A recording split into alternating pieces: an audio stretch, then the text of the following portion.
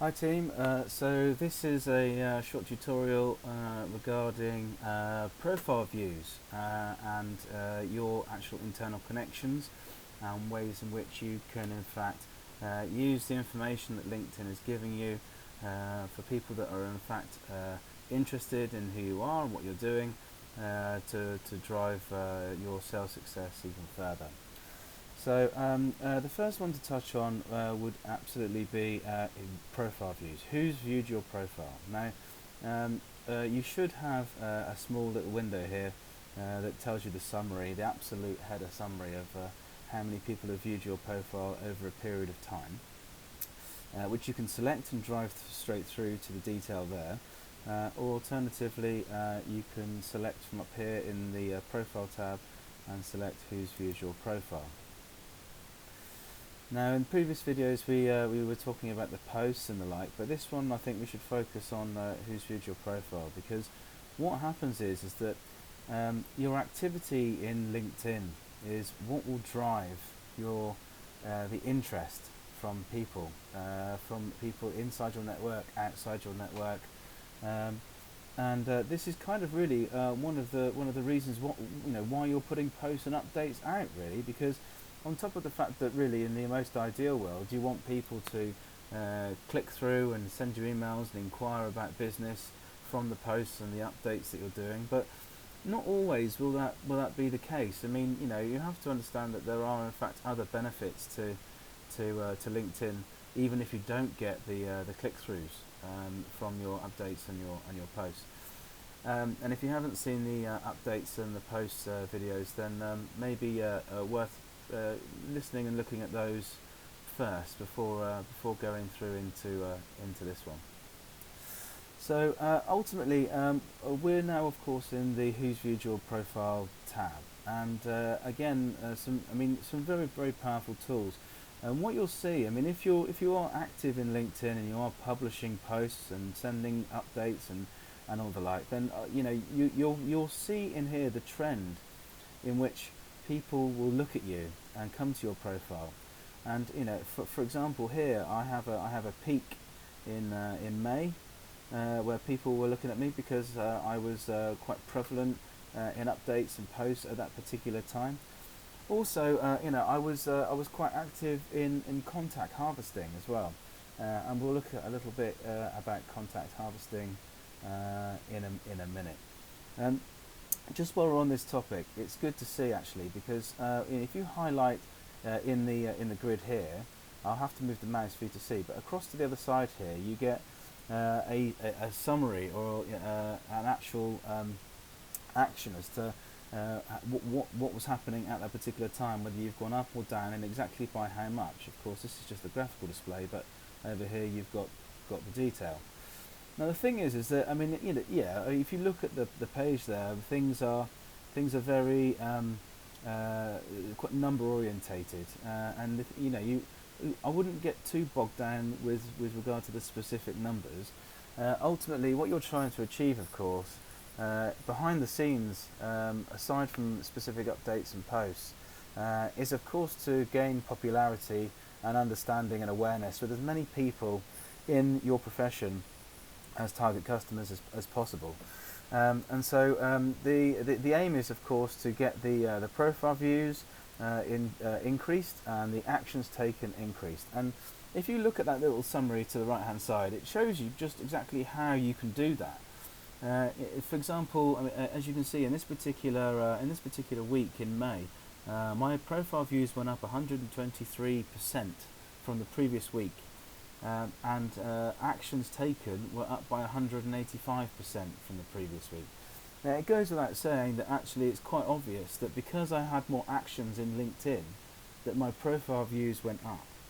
And so ultimately this is the reason why you want to be active in LinkedIn. You want to be doing as many things as possible, and finding some time to consider this to be important, because actually whilst you may not necessarily have the time to do this during the working day, if you can find some time in the evening or in the morning before the start of the working day to put things on and start connecting with new people, then you're really going to start to see your popularity and the interest levels in you and what you do as a company go up. So again, I'll go back to that little summary. So you can see my profile views went up and my actions taken also went up, which is obviously a direct relation there. So, but below, underneath that, it says what you did. So you can see that I did updates and I published articles, but I also added connections, and all those three things are pretty much what LinkedIn considers to be activity: connection, adding, updates, and articles. Now, let's just focus on connections for the minute, because our updates and articles we covered in, or updates and posts even we covered in the previous videos. Which again, if you don't know too much about it, then please do go and see those videos first and come back to this one. Now, connections. Ultimately, in this particular window, who's viewed your profile, what you're looking at here, if you scroll down, is quite a lot of information actually. Now, at face value, it looks like it's just a load of people that are looking at your profile, but actually, it's much more than that, because you've got more detail. Obviously you've got people who are your first connections and people who are looking at your profile who are first. Now, obviously, for those people in that camp, in the first connection camp, they're people that you should easily be able to send a message to via LinkedIn. You should easily probably be able to send an email to via LinkedIn. And actually, on quite a number of your first connections, you'll probably find that there are contact telephone numbers as well. And aside from all of that, actually, it's more likely the fact that you know these people already, and you've already had contact with these people before. So first connections in LinkedIn are really the absolute warmest sale that you can possibly achieve. And that's where you're trying to get to, really. You're trying to create the largest network you possibly can of first connections, because these are the people that really get to see your updates and your posts regularly. They're the people that are interested in you, and once they're first connections, you get access to their contact details.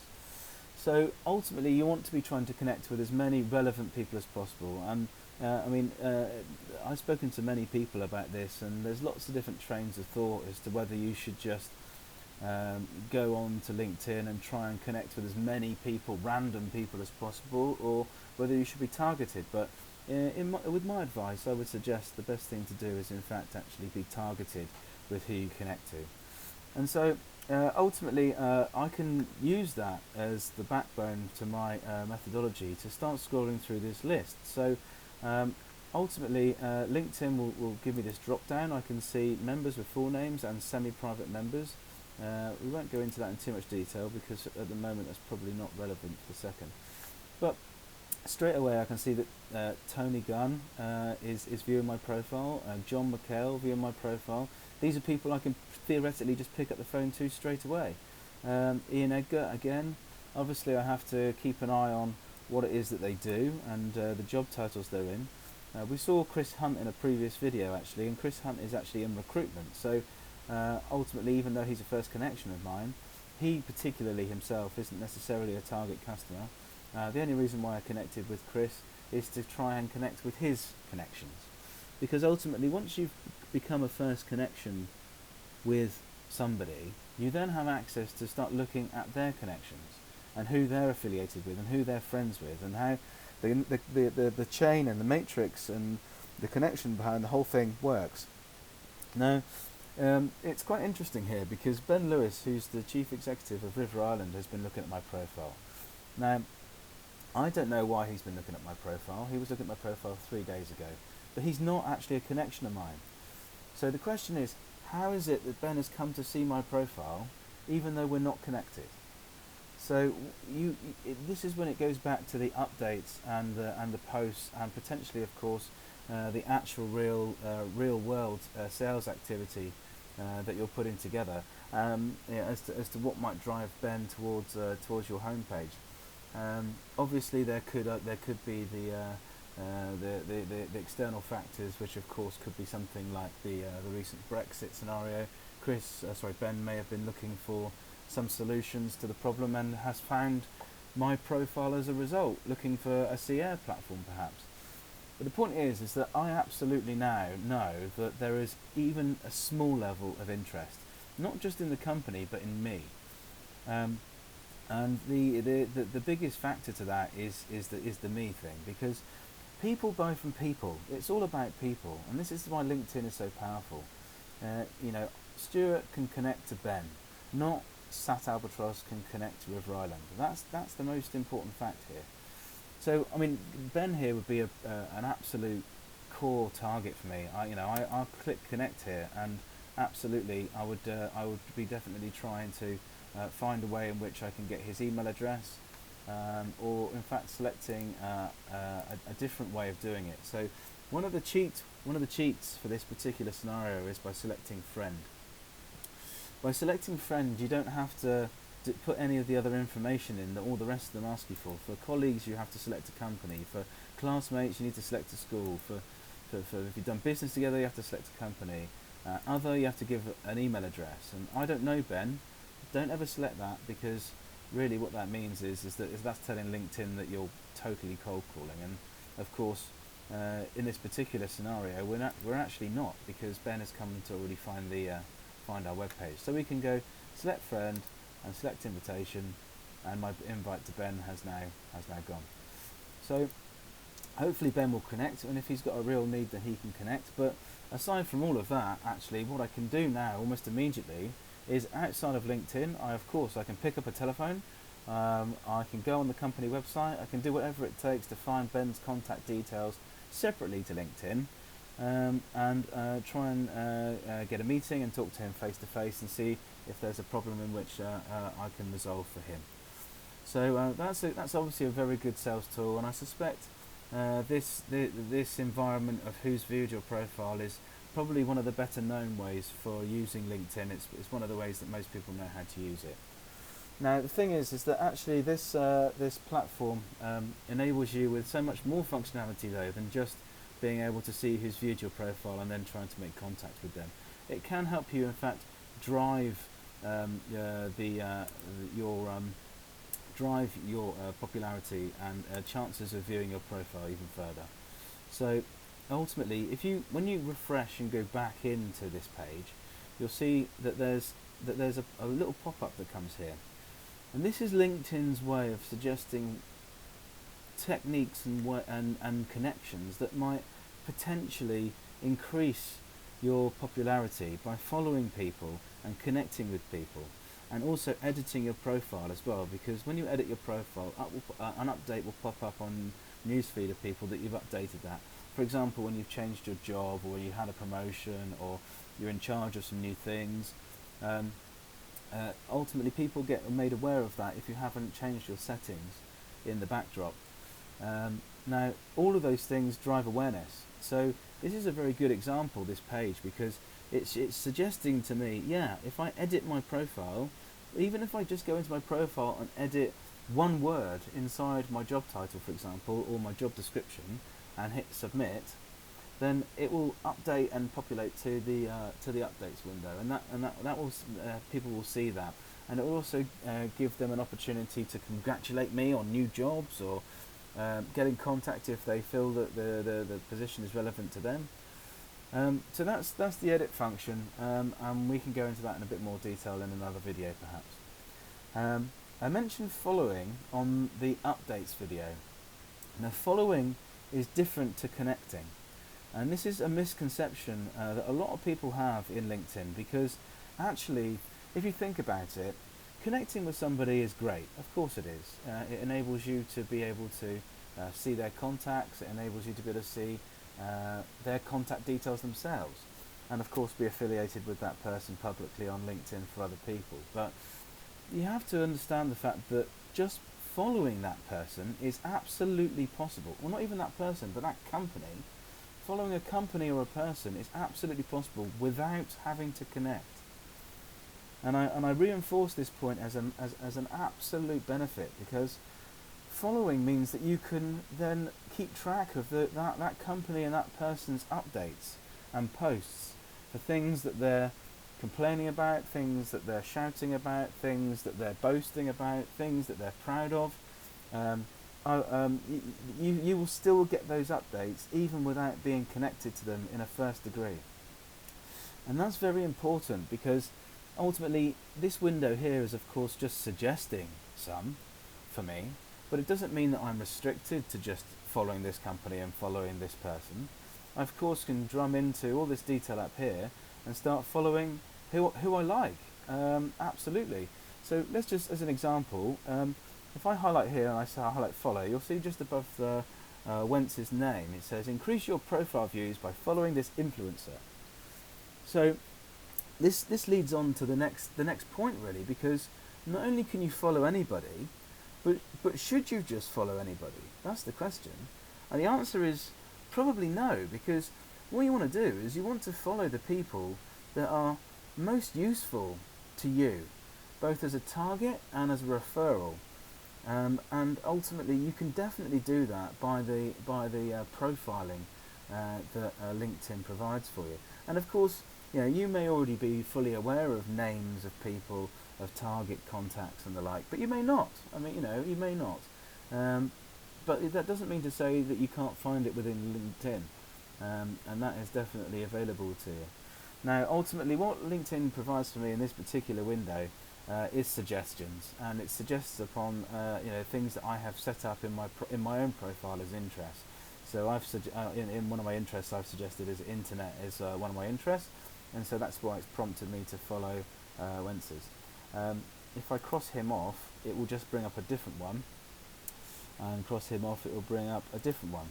And so ultimately, I can either wait to find the one that comes up that's relevant to me, or I can just click follow. And the same thing with the companies here. Bactez Imaging Solutions. I can follow them, and I can follow these people. But if I don't want to follow Aeon Lighting Technology, I can just cross off of that. So ultimately, what you want to try and achieve is quality. Quality in the companies that you follow and the people that you follow, and with a higher level of quality. And when I say quality, I mean relevance to what you're trying to achieve, relevance to the industry you work in, relevance to what the products are that you're selling. Then ultimately it might lead to a higher level of chance to making contact with that person and generating industry awareness. So this is a good way. It shows a good summary of how to do that. Now, the thing is that we might actually know the name of the person that we want to connect with. Now, before I do that, I'll just show you. I'll scroll down. I mean, this obviously LinkedIn will keep on suggesting to you people to contact with. These are people that have viewed your profile, and that have a small level, even if it's the smallest level of interest in what you do or who you are. And it certainly is worth really scrolling through this. And it really doesn't matter how long ago. I mean, this was 3 weeks ago, and this was 4 weeks ago. Harrods. It doesn't matter how far away it is. The point is that at some point they had an interest, and it definitely is worth going in there to try and connect with them. Now, the thing is that just again, while we're on this point, you may have already connected with these people. You may have spontaneously done the connection request, hit the follow, spoken to these people, and 4 weeks ago, and nothing's happened. But just by keeping a habit of going through this list, you can remind yourself, oh yeah, Simon Finch, I spoke to him 4 weeks ago. Oh, nothing's happened. Maybe as a prompt, maybe I should just message him and see what we can go from there, and see what we can do. And immediately you get the ability to send an internal LinkedIn message. Again, a very powerful tool, because in a sales environment, you're speaking to hundreds of people, thousands of people, and lots of different companies, and with lots of different demands and reasons and whys and wherefores. And you do need a little bit of remembering and reminding sometimes outside of a structured CRM system. And I find that this is actually a really clever tool to do that. So you can just scroll through and, of course, connect and message and talk to people at your will, really. And of course, the more people you try to connect with and talk to, the more likelihood you've got of generating some business from them, or at least meeting them face to face. Anyway, I mentioned before that you might already know the people that you're talking to, but what we'll do first of all actually is we'll go through these tabs before we actually go on any further. So this tab here, even though it gives me a summary title as to 2 viewers who work at Saltrock Surfwear Limited have viewed my profile, what this is doing is it's fine tuning the things that I'm interested in, the companies that I'm interested in, the tags in which I give my profile, my posts, and the links in which I add my updates to. And what it's doing is it's using all of that information combined with all of the people that have viewed my profile and summarizing the most relevant companies to my activity, both in location and also in company title. Now the thing is that in other industries, I suspect the location is probably more relevant. I don't know. I mean, this particular scenario for me I find is good because if, for example, I've got a sales meeting in London and I've only got one, and ultimately I would like to try and see more companies, I can go to London. I can select London as an example, and then it pulls up for me everybody that's been interested in my profile that resides in London. Now, ultimately, I'll still have to drum into their website and find out exactly where. I suspect for some of these, obviously for the second degree people who haven't actually accepted a connection request yet, that I'll still have to find their telephone number in a different way. But that is definitely a reason to pick up a telephone and say to, for example, Sarah Burton at Fortnum and Masons, give her a call and say, Sarah, I'm in London on Thursday. I'd like to come and see you because obviously you had some interest in my LinkedIn profile and what we do. If you've got 5 minutes, I'd be more than welcome to explain and elaborate further. Is there any particular needs that you've got, etc.? So this would be a good tool for that.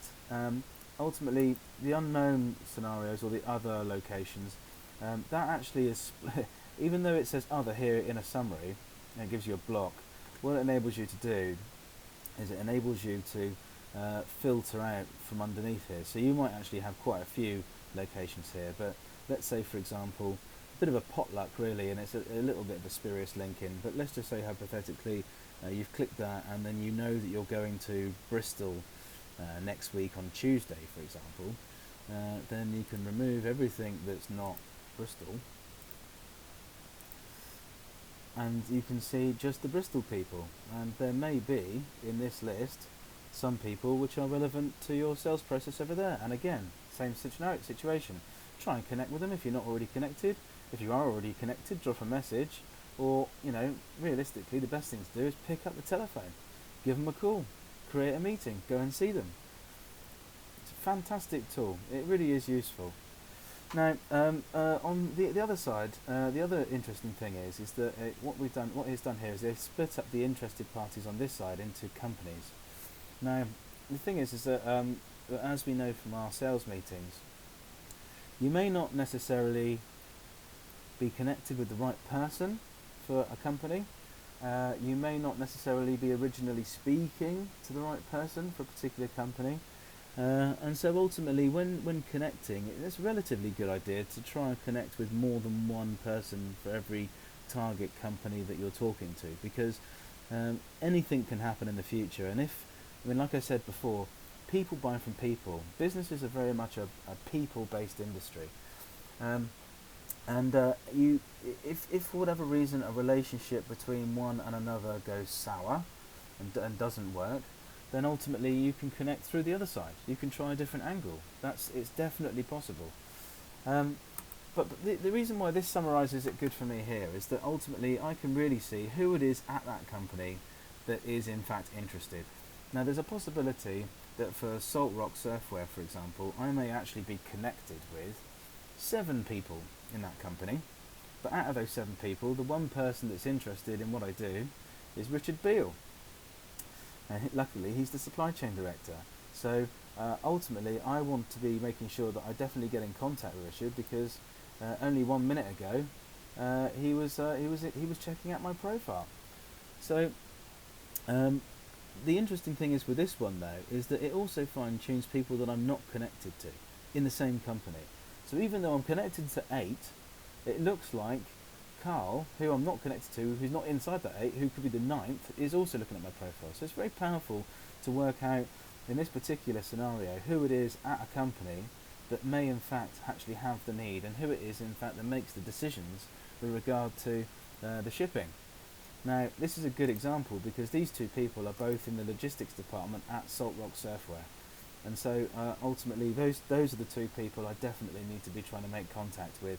And of course, if it was me, I would be starting with Richard Beale as the top in the director position. And then if I can't get through to him, or if he doesn't take my calls for whatever reason, or if he's on holiday, then I can try Carl and use that as a staged approach. So some very powerful tools inside Who's Viewed Your Profile there. What we can do, just to follow on from the previous message I was talking about connecting with people that you might already know. So, for example, we may know, I don't know, Tim Cook at TMC Distribution. We may know that he's the guy from a different channel of marketing, a different channel of sales. We may know that he's the guy. We can connect to him, and we can follow him, and we can do both of those things. Sometimes it gives you some contact information on the page there, but actually, what most people do, particularly if they're in a premium setup, is they just give their company website. But again, that can also give you a quick link to the website detail. If I open that in a new tab, website detail, to actually go and find his telephone number and his address. We know that he's in Derby, but where? So we can go to contact numbers, and this is the telephone number, and this is an email address. Still, so a very quick way of getting through to people, and even if you're not connected to them. Right. So we've looked at profile and who's viewed your profile, and how in fact you can generate more profile views, and who and how you can connect to increase your sales productivity. Behind the scenes to all of this is this other tab called how you rank for profile views, which is different to who's viewed your profile, and it's definitely worth having a look at this, because this is actually a side note to what's happening behind the scenes. It really does tell you where you sit in amongst the industry professionals that are in the same category that LinkedIn has put you in.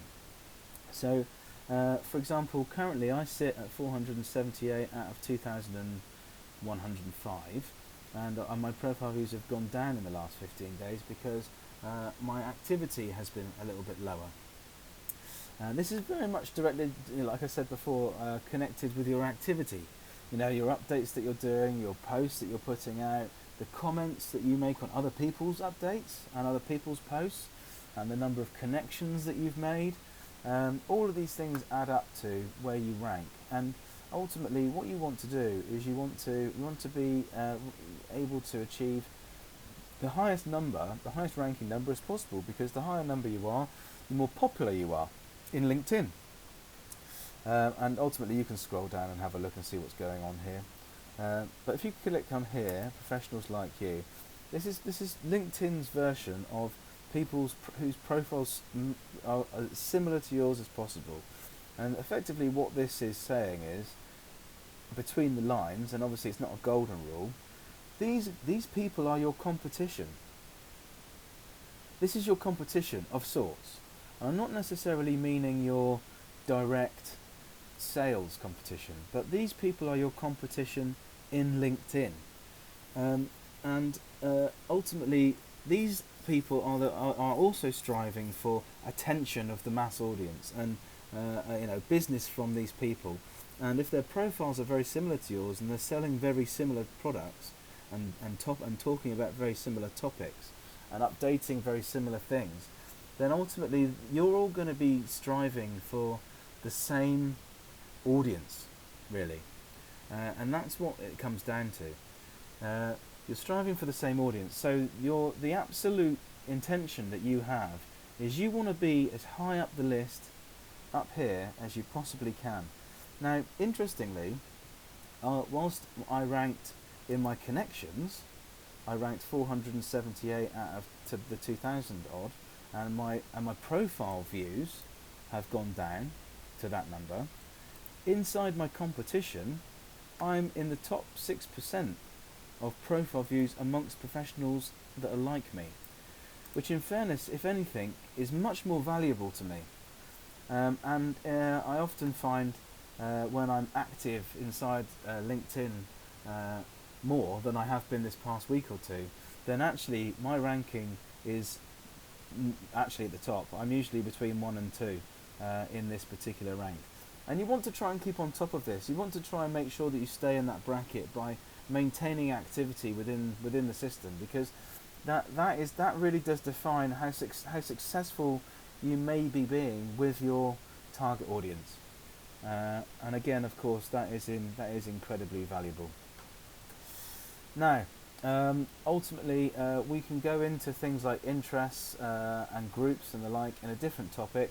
But what might be a good idea is to select in here. So connections, add contacts, people you may know, and find alimony. Well, let's start with connections.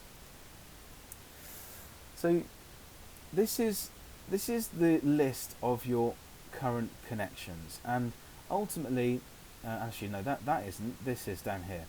You can filter this by lots of different ways. Now, strangely, not many people use this function, even though it's probably one of the most core functions that LinkedIn has to offer, because the way that you can filter, you can select all contacts or connections only. And basically, when I say connections only, that's different. That's basically people who you've just connected to, right? So, and you can select this by recently added or first name. So you can filter this. This is a really good tool, because ultimately you might, for example, remember that you connected with somebody, I don't know, 3 weeks ago, and you couldn't remember who it was, but as soon as you see their photo, I'm sure you'll remember it. This is where you come to do that, because you can filter it by the recently added and by connections only. You can scroll through until you see that person in chronological order, and it might have been Derek. There we go, and there it is. I can select Derek, and I can message all the rest of it. So that's a really good tool. Ultimately, you can of course use it for first names as well. You might remember the guy's last name or something, and then you can drill into it again. Ultimately, you can do that.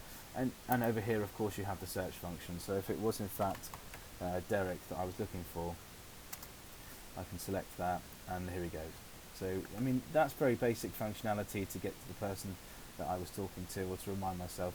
And of course, you can do that up in here anyway, because you can search for everything up in here. But the reason why I brought you to this page is actually because of something slightly different.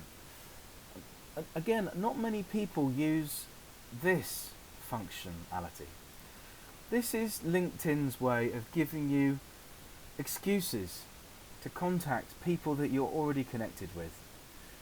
There's reasons why you're supposed to remember people's birthdays in business, and this is it basically. It's not just about birthdays, but what this does is, remember I mentioned before about when you update your profile and say that you've had a job change or whatever. This is how LinkedIn displays to other people that information and how you can use it. So ultimately, in this window here, everybody in this window here, LinkedIn is telling me is having a work anniversary. It's Harrison has been there for 7 years. Lindsay has been there for 1 year. But this is a reason for you to physically click on this button and say congratulations, and put in your own message. Let's talk about Sierre. Sierre,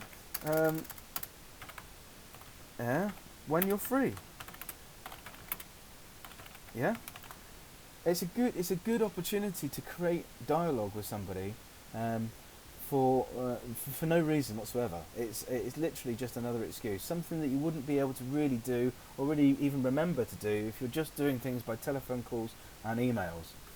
So another fantastic tool. And so this is just anniversaries, but if I clicked on here saying select more people, if I scroll down enough, I'm sure, okay, so all it's doing is it's actually only giving me anniversaries here. Okay, so this is actually some other things.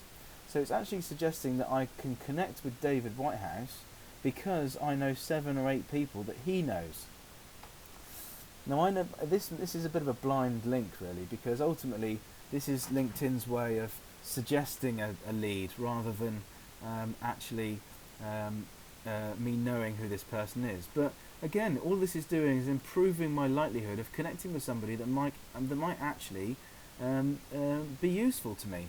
and I might be useful to him because I know so many other people that he knows. Now, obviously, you need to look at this list if you can, or at least look at one of the names and see who it is that you know in common. If the person that you know in common is in fact another customer of yours, then of course the likelihood is that maybe this chap could also be a customer. If the person that you know just happens to be in the same group of or something a little bit less connected, then the likelihood is a little bit lower. But I know Chris Warren, and I know that he is a potential customer for a target client of mine, and so David Whitehouse, I can either drill into his his page, and look, he works for Sainsbury's and he's a supply chain analyst. Great, let's connect. Like I said before, we'll click friends, click send invitation, and there we go. So powerful tools for connection. And if I go back here, this was the connection page with the suggestions. I have to, yeah, there we go. So you can spend a lot of time, and actually, to be honest with you, if you do your working day and then just spend 20 minutes at the end of your working day or at the beginning with your coffee, just going through this list and congratulating people on anniversaries and asking them if if things have changed, and making contact with them for any reason whatsoever, particularly now you know who they work for and what they do, then it can be useful sales tools for you, and you can become more successful.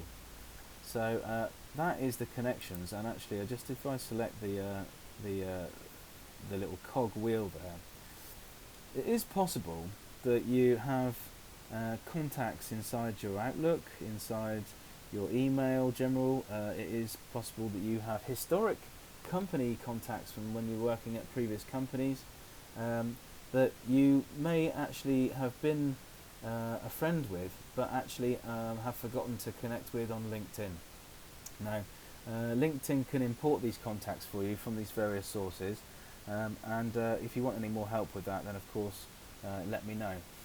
But ultimately, you can update those, bring it in, and then it can sync your contacts with LinkedIn, and that works very, very well with, like, for example, the mobile phone function for LinkedIn as well.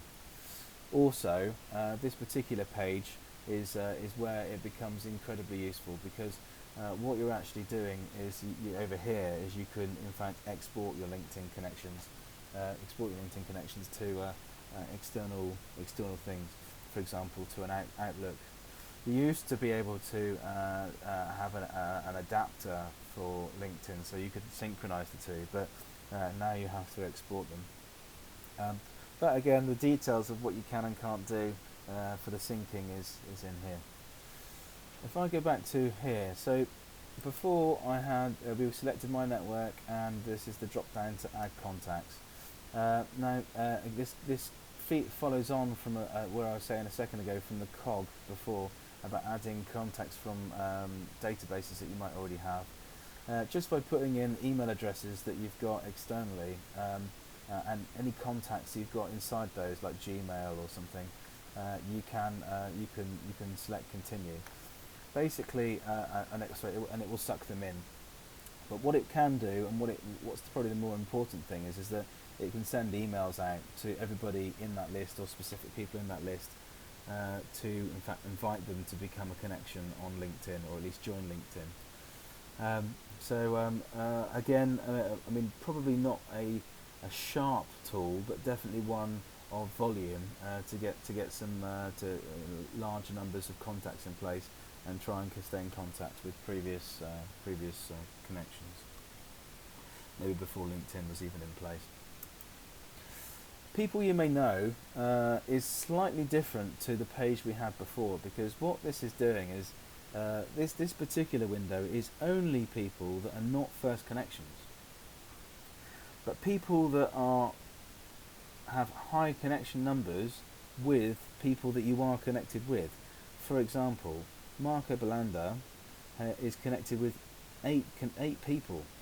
8 of my connections he's connected with, and just by hovering over that and selecting that, I can see exactly who it is that Mark Belanda is in fact connected to, and if his connections and my connections are of a very similar type, and I think that the company that he works for and the job title that he has is useful to me, then I can use that information to connect with him.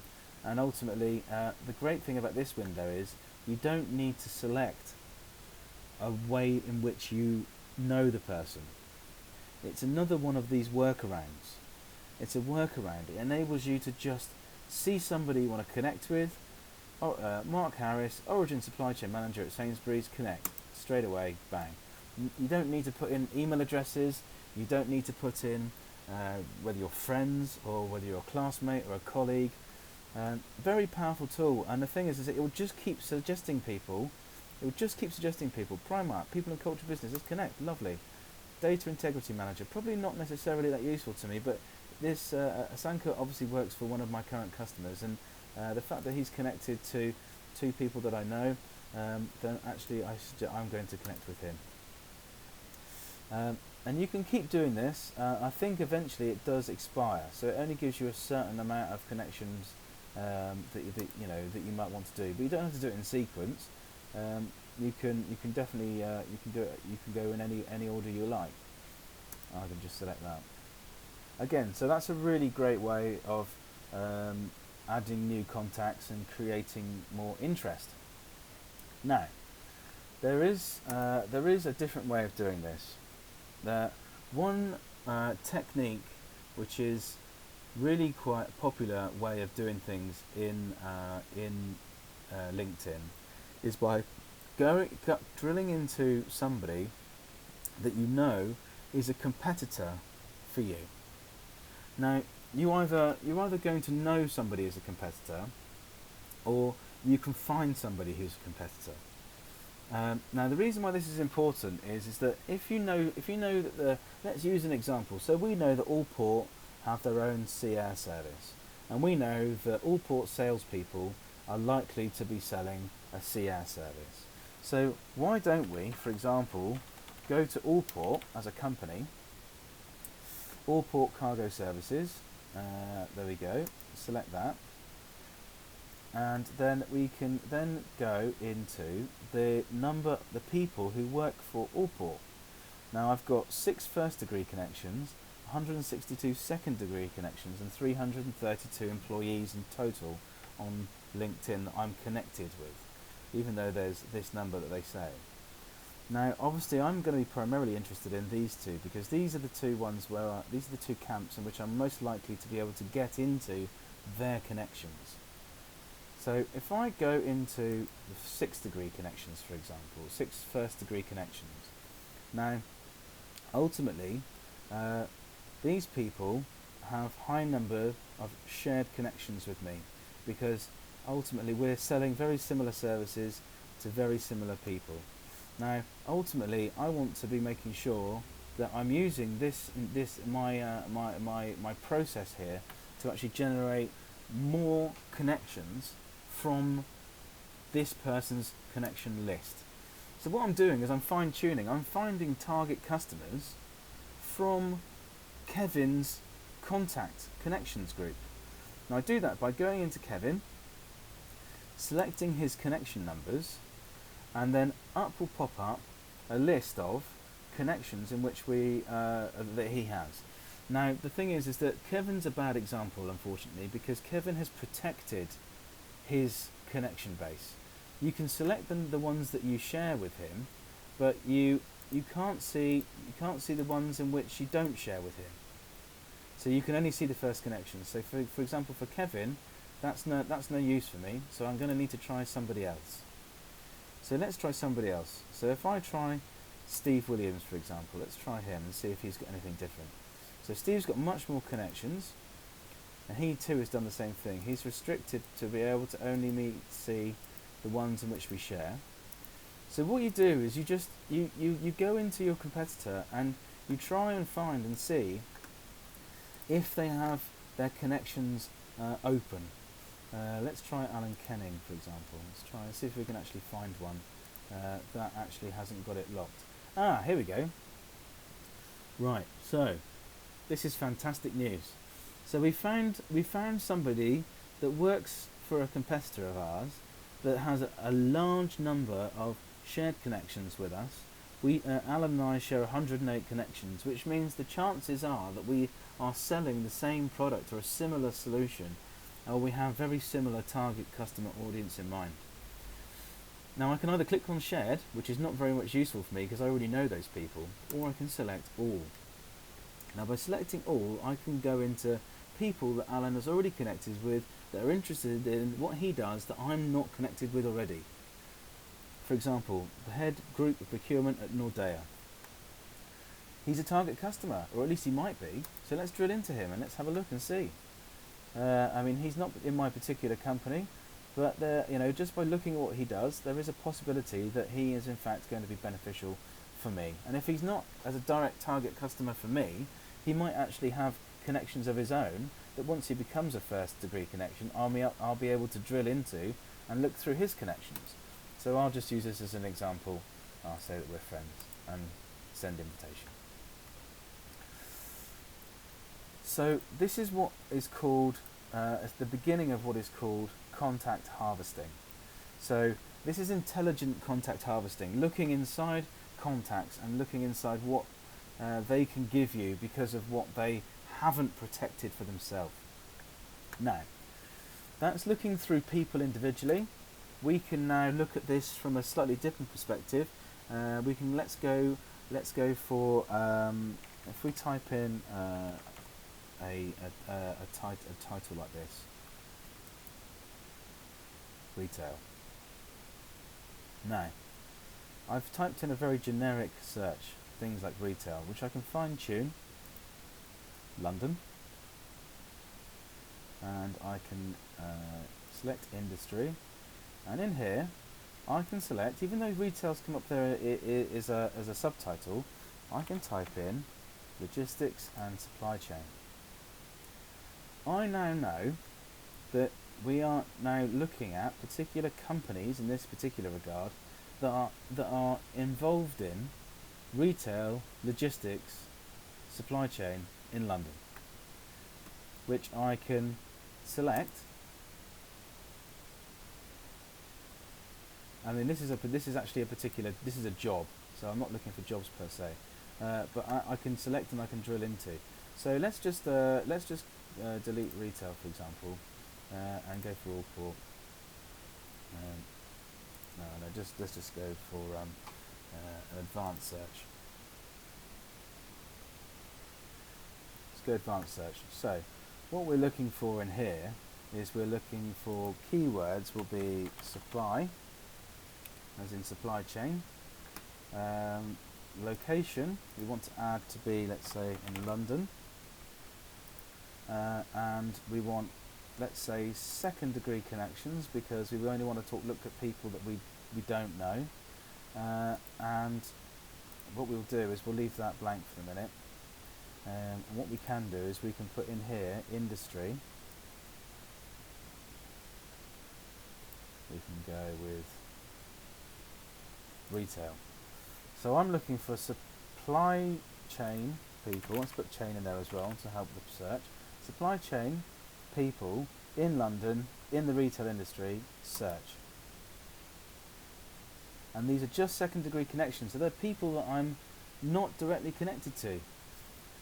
This is a fantastic, I would call this, again, this is called a harvest. So LinkedIn has managed to find nearly 1,600 results that fit that criteria. Now, if I've got some time, I could drill into each one of these people, but actually, if you look at this, just at a very quick glance, you can see Mark Holland is the supply chain director for ASOS, and we share 85 connections in other things in LinkedIn. So ultimately, he would be a fantastic person to just click connect straight away. And you go down, here we go, head of supply chain, Carphone Warehouse, Michael Sava, 8 shared connections, great job title, I know the company very well, fantastic, connect. Okay, so here we go down, 22 connections, director, Steinhoff UK, I know the company, fantastic, lovely high level, Graham, I want to connect. So this is harvesting, this is contact harvesting, and basically you can use all of these details again on the left hand side to fine tune even more. So, I mean, I might specifically actually realise after looking at this that I might actually really only be interested in looking at people from John Lewis, for example. And which I've now got John Lewis people, supply chain people at John Lewis, connect. Sustainability supply chain manager, John Lewis, connect. Remember I mentioned before that actually one of the best things you can do is to be associated with or connected to or linked with as many people as you can from one company, because whilst if for whatever reason a sales channel has failed in one direction, you can always try from the other. And so you can just go connect to as many people that you deem to be relevant to what you're doing or who you want to go after. And don't forget the fact that you have these other side options as well. You may be able to send an in-mail, which means you can actually send them a message without even connecting with them. You only get a restricted number of in-mails actually per person, but you can in fact do that for a limited number. So just bear that also in mind, because that's quite powerful also, being able to send them a message without even connecting.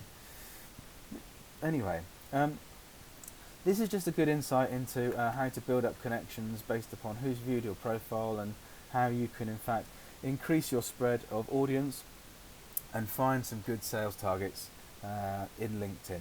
I hope this has been useful, and if you have any more questions, please feel free to contact me. Of course, there are many more different search criteria and parameters and ways in which you can look for target customers, but the best thing to do is just play around. Don't forget that there's this advanced button up here in the corner, and that gives you the functionality to look for this level of this level of information. Good luck. I'll speak to you soon.